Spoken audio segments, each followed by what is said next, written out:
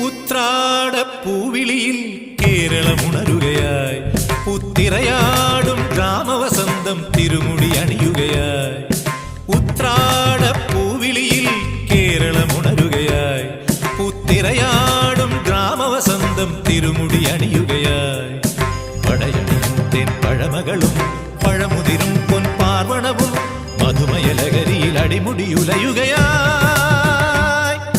പ്രകൃതി തൊഴുതുണരും ഇവിടെയൊരുമയുടെ രാഗഭാവലയനം ലയനം. ഉത്രാടപ്പൂവിളിയിൽ കേരളമുണരുകയായി, പുത്തിരയാടും ഗ്രാമവസന്തം തിരുമുടി അണിയുകയായി.